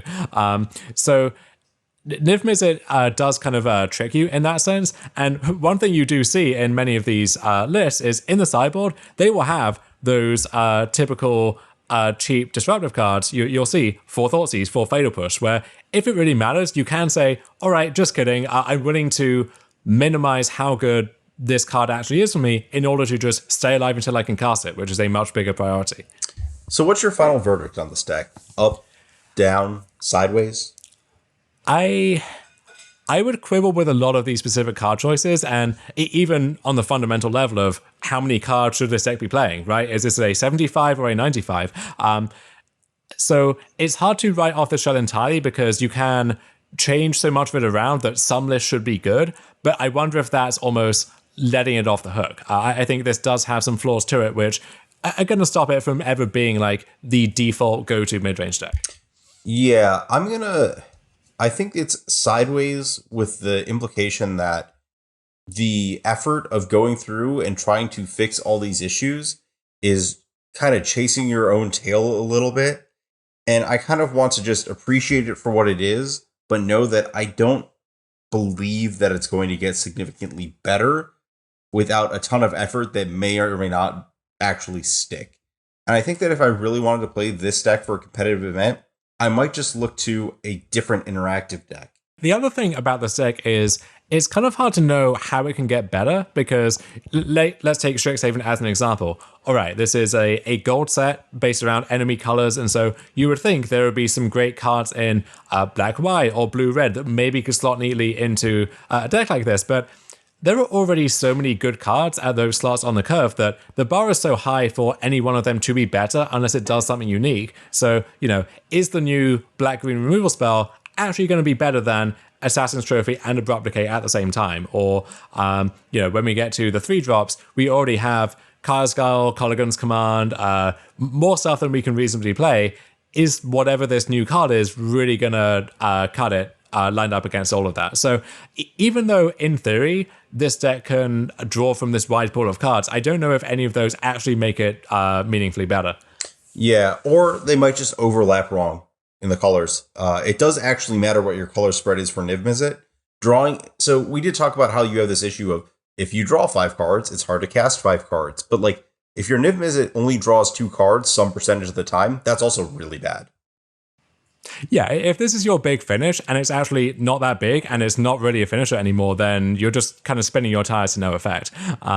So I I think when building this deck, you do have to be honest with yourself about, do I need this, do I need to complete the color palette here? Do I need the Gruul card, let's say, which maybe on its own merits would not cut it, but I want to live the dream of drawing 10 cards at once or drawing 5.3 cards on average instead of 5.1, and so this card just kind of sneaks in because its color identity lets it do that. Yeah, this is, again, we're talking about this deck having some deep problems, and 80 cards just kind of letting you forget all those problems, and just, like I said, take this deck for what it is. You can optimize a decent amount potentially, but I don't know if that leads you to something significantly better due to all these kind of hidden cascading flaws that exist. Yeah, so that covers one of the brightest and wackiest decks in this format, and we'll be back with some boring 60 card 2 and 3 color decks after a short break. What's up, everybody? Cedric Phillips here, stopping by real quick to let you know about one of Star City Games' newest podcasts, The Receivables, hosted by yours truly, alongside my partner in crime, of course, Patrick Sullivan, where the two of us discuss Magic sets, both past and present, from top to bottom. On every episode of The Receivables, you're going to hear us talk about the facts of a set, the mechanics of a set, the cycles of a set, the boring stuff, before we get into some crazy stories of when we were playing Magic during the times that the set was legal. We've got a ridiculous award show where we give out awards like the Char Rumbler Award for weirdest card in a set, the Oko Thief of Crowns Award for best card in the set, and a whole bunch more. Before we finally decide, hey, what card won the set and what letter grade should we give the set? It's a whole lot of fun. We're having a blast recording them. Hopefully you have the opportunity to listen to it and you enjoy it as much as we're enjoying recording them. Where can you find it? StarCityGames.com or wherever else you listen to your podcast. The Receivables every single week here at SCG. And we're back. So let's finish our tour of the pillars of Modern here with a quick visit at the control side of things, where control has always been the butt of the joke in Modern, at least in the early stages, and then over the past few years, it's gained more and more good tools to the point where I would say for most of 2020, some kind of Mystic Sanctuary control deck was just the best deck at most points during that time frame. Now that incredibly powerful tool is gone, and you have to kind of fight fair again, where do you think control stands in the format right now? I think it's actually pretty good, and this is another case of we learned all these lessons during the Euro singular year. It sure feels like it, but I see, yeah. And I think that they're all things that still apply. You can't unwind that clock. People know that Archmage's Charm is a really good card, and they're playing it in Cryptic Command, even without this, you need 3 islands for Mystic Sanctuary. They're just making their mana bases for triple blue and playing other cards around that. I am kind of, again, back to the Triome point. One of the things that has interested me is that the big battle in control right now is Esper versus Izzet, but there's not really like a Triome control deck, like a deck that's trying to really utilize the Triome mana to play cards that are otherwise inaccessible with Archmage's Charm. And that's honestly because the incentives of Kaya's Guile and Lightning Bolt are just better. And you can try to have your cake and eat it too. Maybe there's some 4-color deck with, Raugan Triome over here and the Singular Survive Triome over here, and you can play Lightning Bolt and Kaya's Guile. But when you need to often cast these cards immediately, as soon as you can, and without taking too much damage to do so, what is the point in using Kaya's Guile to gain 4 and make them sacrifice a creature if you had to fetch and shock for an off-color land in order to do it? It feels like you're kind of swimming against the tide at that point. So you do have to make this color choice up front, and then that informs everything else about how your deck is constructed. And I would say so far, the winner of that argument and the default control deck in Modern is this Esper control deck that TSP Yendrick has used to win several challenges themselves, and I think the list has seen some success in others' hands as well. And this is basically a charm theme deck. You have Archmage's Charm, literal Esper Charm, which is a blast from the past, Kaya's Guile, Cryptic Command, and then Snapcaster Mage, which has its own inbuilt modality to it too. So every card in this deck basically has a bunch of options and does a ton of different things, often at the same time. And that makes it almost impossible to play against in any kind of consistent way, where maybe you can play around all of the modes on Archmage's Charm, although they kind of work well together, and that's why the card is so good. It's really hard to do that while also playing around, what if they have Fatal Push? What if they have Snapcaster Mage for some other spell that they cast 2 turns ago? It is really mind-boggling trying to play against this deck, and I think anyone who longs for the days of those draw-go control decks will have a fun time sleeving this one up. Yeah, I think this deck is actually good. So a lot of the stuff we talked about with the Niv Mizzet deck applies here as well. You have this kind of breadth of interaction with Kaya's Guile and Force Negation covering different graveyard aspects, way more than the old blue decks. It used to be these decks could just like cast a spell on the play against the blue decks, and there just wasn't a card in their deck that beat it. But that just isn't the case anymore. And I don't think Teferi, Hero of Dominaria is significantly less powerful than resolving Niv Mizzet Reborn. And this deck gets to play Fatal Push and 1-mana interactive cards. So it really, all the stuff we talked about with the Niv Mizzet deck that was kind of an issue just isn't for this deck. I do think this could be a good home for Vanishing Verse, as we identified last week. And one thing about Teferi, Hero of Dominaria, is it dodges Vanishing Verse and also dodges basically everything else. That card is borderline indestructible in the format at the moment, where costing more than 4, and this is the Stormwing Entity issue again, means you dodge stuff like Abrupt Decay and Skyclave Apparition, any of the stuff that is capped on mana value, I guess we would call it now. But then also, there aren't Planeswalkers around, and so stuff that actually hits Planeswalkers is not in vogue. And so often, if you play Teferi, they have to kill it the hard way, whether it's through attacking it or through Lightning Bolt or Burn. And so it's harder to kill, and so you can base your game plan around resolving and controlling Teferi. And then even if they do kill it, having it be this mega revitalize essentially is often fine in a deck that just needs to buy time to the point where it can take over and establish full control. Yeah. The one thing I will say about Vanishing Verse in this deck is that you're very good at making a white, a black, and a bunch of blue. But with Verse specifically, you could end up in spots where you are having difficulty casting Verse and another spell that requires white-black, because making white-black and then another white or black is tough. And the only reason I think Kaya's Guile gets away with it is because the Tormod script mode on that card is so powerful. And the fact that by casting Kaya's Guile in the other matchups is good, and just sack a creature, make a 1/1, that is 2 plays in 1. So I think that might be the problem with Vanishing Verse in this deck. Or it may just literally be that it was 4 days into the format and people didn't add it.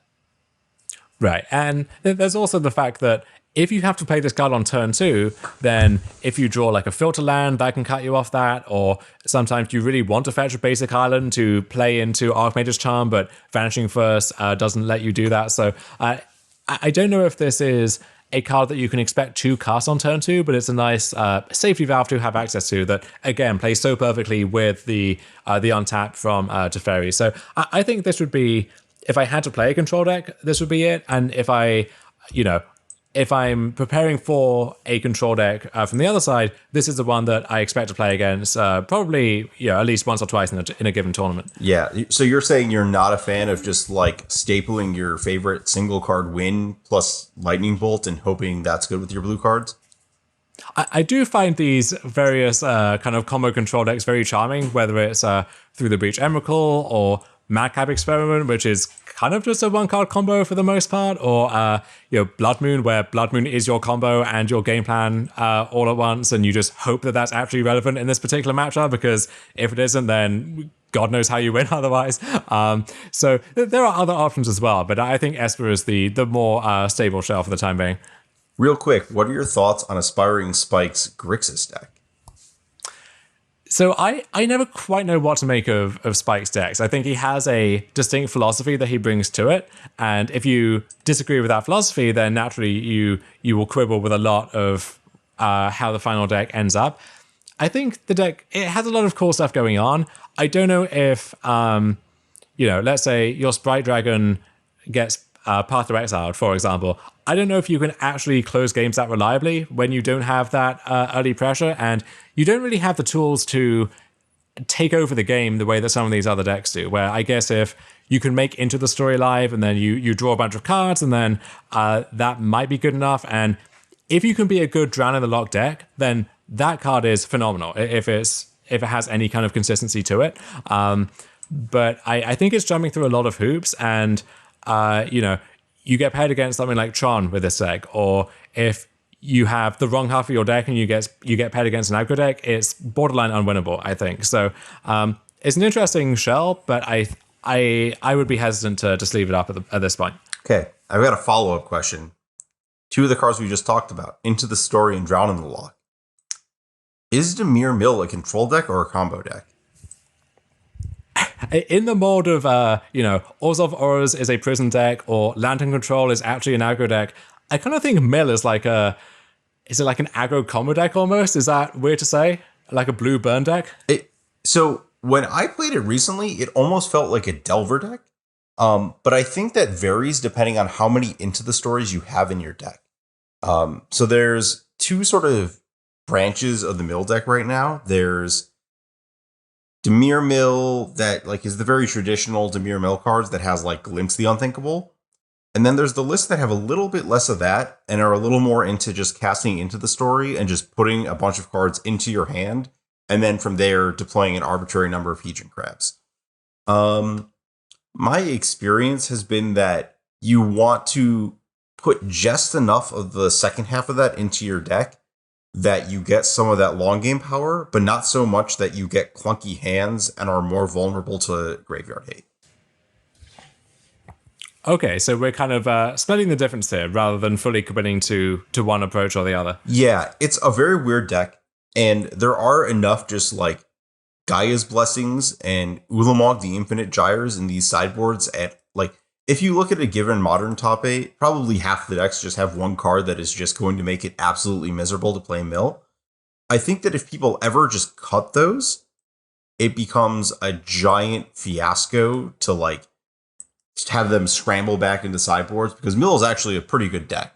But I think as long as they're there, you just probably should save this one for the fun that it was for a long time. But Runecrab did make the deck significantly powerful.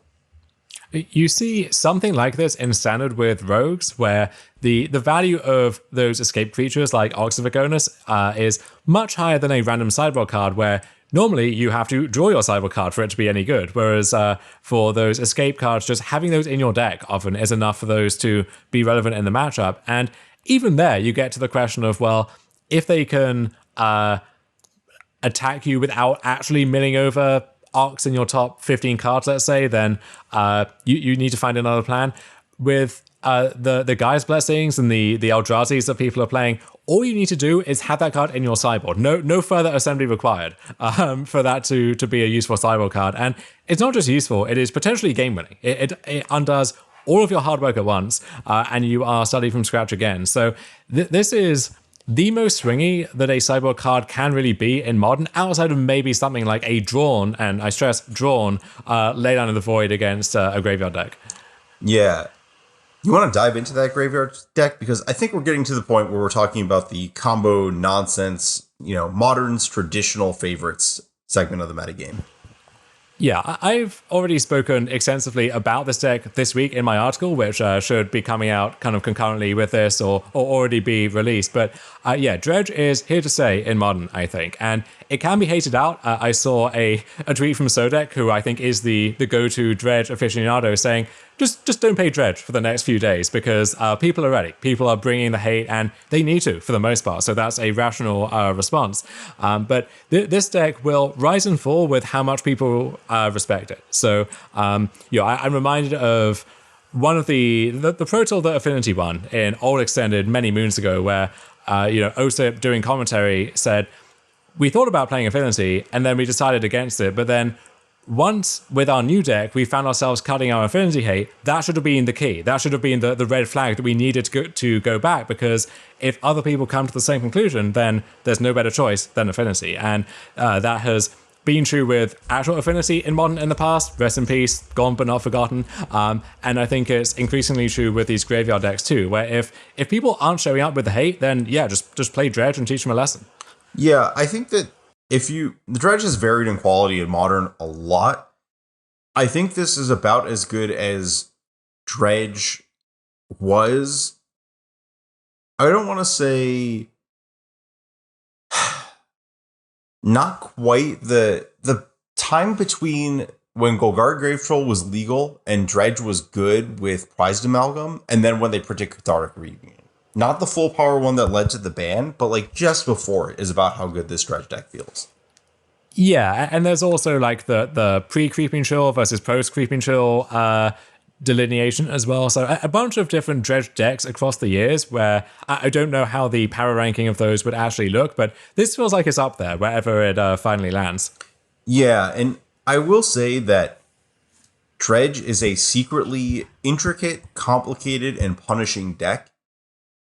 So don't just like pick up Dredge being like, oh, it's Dredge. I put my deck into my graveyard. That's all I need to do. You should approach Dredge with the idea that you are trying to learn a completely different type of Magic. Yeah, Dredge is one of those decks where I kind of cringe if I see someone playing against it at their first FNM, let's say, because this is so unlike your typical Magic experience that maybe that's part of the charm for some people. Maybe that makes them want to learn more. But for others, this is so not what I signed up for. This is so unlike anything I've come to expect from conventional Magic that it just kind of breaks your brain. And so knowing that, if you are dipping your toe in Modern for the first time, get some reps in against Dredge, because none of the heuristics that you've learned in any other matchup in any other format translate over in the same way. And conversely, I'd say it's worth getting some reps in with Dredge yourself. Firstly, just to have it in your back pocket, because when it's good, it may well be the deck to play, but also because, I think that's a good way in general to understand a matchup, is to play it from both sides. And to understand this deck, it's worth just having a good idea of its basic operations and its sequencing and what things you need to do in what order and what the choke points are if you're trying to attack it. And I think that's much less intuitive with Dredge than it is for most other decks. It's easy to say, all right, Graveyard Hate good against Dredge, but outside of the really heavy-duty hate like Rest in Peace or Leyline, a lot of the hate is somewhat conditional or it's single use. You have to use it at a certain time, and if you mess that up, then you're going to draw your hate and maybe lose to Dredge anyway. I think the other thing you can do to pick up Dredge is either play against the better Dredge players and lose to them, or just try and see where you can watch their gameplay, because it's the kind of deck where until someone shows you one of the lines with it, you're not going to try to play that way. And then as soon as someone does something, you're like, oh, this just made everything so much better. Like, just thinking about card counts in hand for Life from the Loam is the big one that comes up to me as like an early thing you have to pick up with the deck, but not really something that you necessarily start doing when you're like, oh, well, I do this, and then that puts these cards into my graveyard. And then at the end of it, you're like, I have like 2 cards in my hand. What went wrong? Yeah, and I would say Dredge kind of shoves the raw mathematics of its gameplay in your face more than many decks. And what I mean by that is very often you find yourself almost on the verge of stabilizing against Dredge, and it's, okay, if they mill exactly 2 Creeping Chills and a Bloodgust in the top 17 cards, then I die. What are the odds of that? And you need to be able to assess that quickly without having to do that calculation in your head in order to work out what the line is. So have a good sense of what those numbers are and how to calculate them on the fly without actually doing all the work yourself from first principles, just so that you can do that without feeling totally lost. Yeah, and I think the flip side of that is that Dredge also kind of teaches you to understand the pain of hitting low odds, high sample size events, because there's this idea with Dredge that like, oh, I didn't hit a Creeping Chill this game until my bottom 15 cards or whatever. That's just, you are trying to flip so many different things that every game you're bound to hit less of one of them than you'd expect. And just playing Dredge a lot, you have to kind of adjust to the resources you have at hand and accept that I am behind in this situation because of this, but then it always catches up in the end because you do access the bottom half of your library eventually.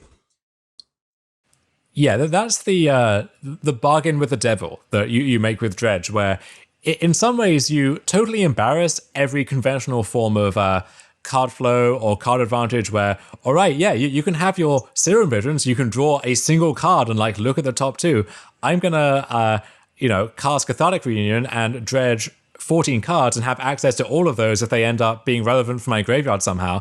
And that is by far the most broken draw spell of all time. However, in return, I'm not playing Magic. I have an Uno card over here and a Charizard over here, and I have to cobble all of this stuff together somehow. And so you're not playing, you're kind of playing with one hand tied behind your back, and the other hand just gets to go wild and do its thing. And so, yeah, the luck of dredge, I mean, complaining about the luck of I didn't Mellow Creeping Chill is probably not a productive exercise anyway, regardless of the circumstances.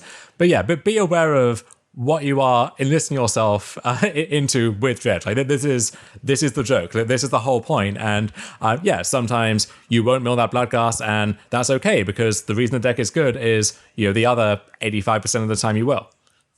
Yeah. Now, this is kind of where things drop off a cliff, because the traditional nonsense section of Modern is really missing these days. We've seen Blue Living End pop up a little bit, here and there, but I struggle to want to play Living End into a metagame where people are showing up with Dredge hate. We've seen Colossus Hammer every so often, but that kind of fell off the cliff after Uro got banned. There's not a lot of Storm. There's not a lot of Infect. People are trying to get their ad nauseum fix with Inverter of Truths. So, like, what's happened here in the format, and what is missing, and what might be kind of hiding from us at this point? So I think one thing that happened is that the enablers that held up entire pillars of the format by themselves have been cut away. So Faithless Looting, for example, that had to go because Phoenix was getting too good, and Hogak was too good twice, and Dredge was already pretty dominant before and was only going to get better. And so, yeah, maybe eventually Looting had to go, but once the obvious targets go down, that takes this whole swathe of the format with it, whether it's Goryo's Vengeance or any of these Hollow One, any of these various Faithless Looting decks, which maybe they're not top tier contenders, but you maybe play against them every once in a while at a tournament, and that variety is fun in itself. And a lot of people will like showing up to FNM with one of those decks, and that's part of the charm there too.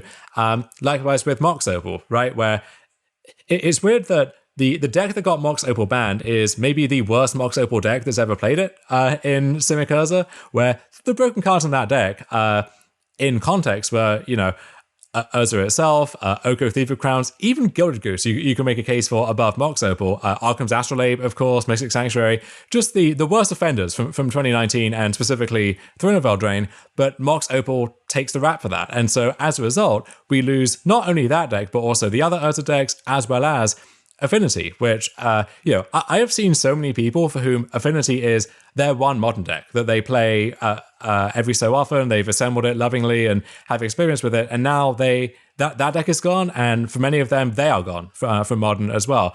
Hardened Scales, I know a favorite of yours and of mine as well. People have made an attempt to revive it without much success. Mox Opal was holding that one up too. Lantern Control, a deck that won a Pro Tour within the past 3 years or so, completely gone now because of Mox Opal. And so I think that's part of it, is that just the range of nonsense you can attempt is officially circumscribed by accident.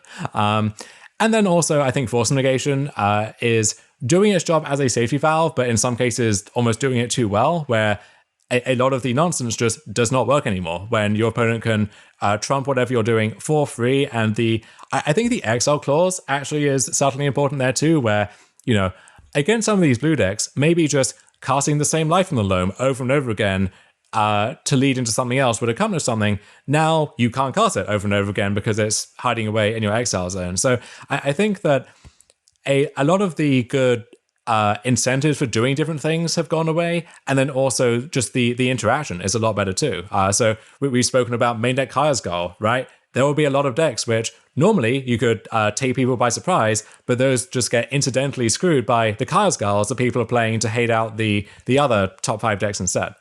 Yeah, and I don't think we can even place the blame solely on Force of Negation, because there's also Force of Vigor, They printed Collector Oof and Plague Engineer.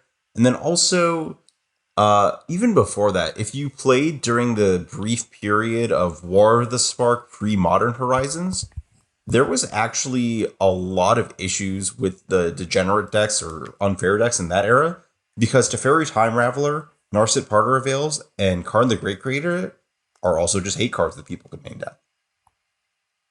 Yeah, you end up in this, especially with those two blue planeswalkers, you end up in this weird spot where Teferi is not aimed at you, and yet it ends up just being good because there's a bunch of stuff that it randomly hoses, right? So I will never get over that being in the same set as Finale of Promise, for example. This incredibly flashy, powerful card, which is dead on arrival because, well, of course, all the blue decks are playing Teferi because why wouldn't they? And so it is illegal to play Finale of Promise in your deck when that is a thing going on in the format. Likewise, how many people have we seen at paper tournaments forget about Narset? And I think part of that is so many decks just incidentally are doing things that draw extra cards, and it's not on your radar that Narset is aimed at you because it isn't, and yet it just has this broad applicability where it just ensnares people by accident.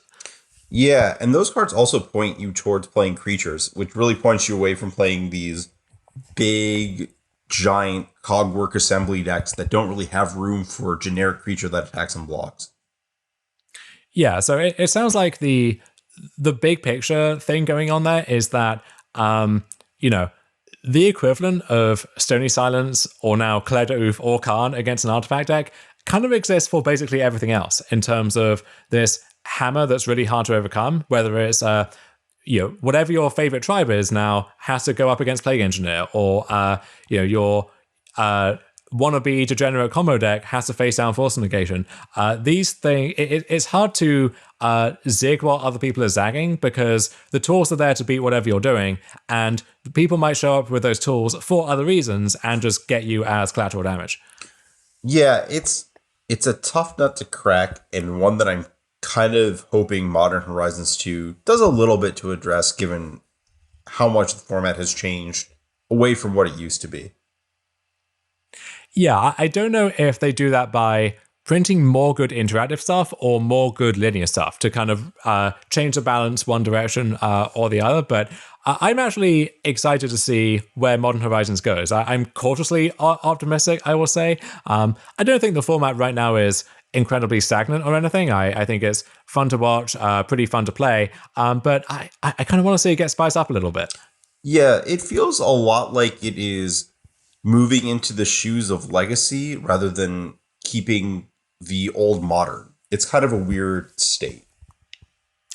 I think one thing there too is, and this goes back to the looting ban and the opal ban, there's not really that continuity with previous eras of Modern where, we see the people who are playing the same all-foil Jund deck that they've owned for 7 years, right?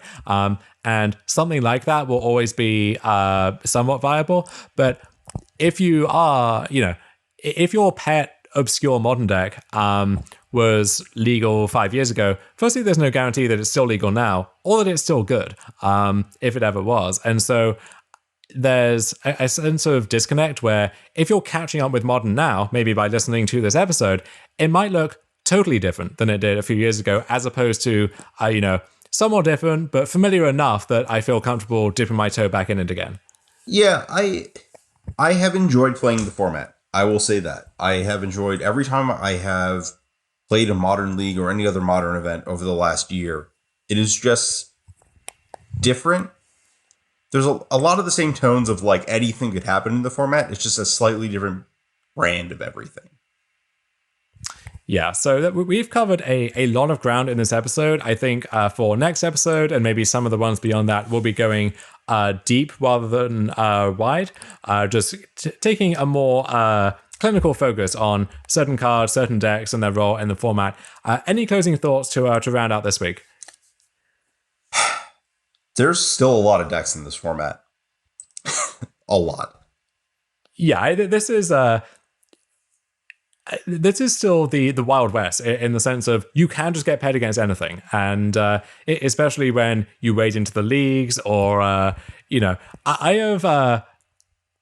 kind of like the fact that a good 10 to 15% of the time, I don't even know what number you would put on it. You go into a match and you get utterly, completely bamboozled by what your opponent is showing up with. And if you don't like that, honestly, this is the wrong format for you, because that is, I don't think that will ever change regardless of what's going on. And honestly, that's part of the fun. Give me more of that and just hit me with it. Yeah, and that is a reason we get to keep this last segment around on the show of the nonsense of the week, which, even through all the things we just described, people are still trying and still succeeding. We've got one from the top 8 of a challenge this week. And honestly, the deck that won this challenge, that 5-color Bring to Light Scapeshift deck with all of these bells and whistles, would be a great candidate for Nonsense of the Week. But I don't know if you win the tournament, do you still count as nonsense? Is that how that works? I think you can count as nonsense if it's really special. And that deck was definitely on the borderline. Wasteland Strangler, also just always a contender for nonsense. But we've got... I'm just going to read the deck database name for this because it really sets the tone. It is 5-color Eldrazi Conscription. You have my attention. Okay. This is played by Sprouts. The deck is a Hedron Crab, Glimpse the Unthinkable deck. Well, we've seen 100 of those, Ari. What could possibly be interesting about this one?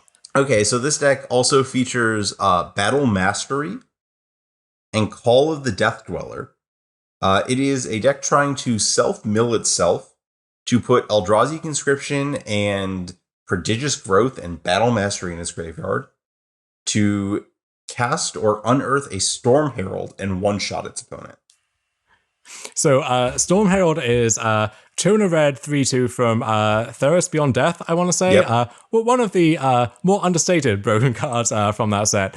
And so and it has haste, and when Storm Herald comes into play, you can return all auras from your graveyard to the battlefield, enchanting it for that one turn, and then they get exiled at the end. But we're not getting to the end of that turn, because ideally we are putting at least one Eldrazi Conscription on this thing. We're getting its power equal to or above 20, and just killing our opponent in one go. And so if you can mill all of the pieces, you can just hardcast Storm's Herald, first of all, where usually with this kind of reanimated deck, you have to draw your reanimation spell, and then you're reanimating this big, dumb 5-drop that you could never cast in your deck normally, and then that in turn does something else. With this deck, your payoff card just costs 3, so you just cast it on turn 3 and win the game. You also have Unearth, which is the redundancy that you need on Storm's Herald, and once you mill it, Unearth can help you to get it back. But that can also return your Hedron Crab if you need to get that engine going in the first place, or Jacefin's Prodigy, another card in this deck where a good way to kind of move cards between zones. If you've drawn your Eldrazi Conscription, you need it in the graveyard, it can switch it around.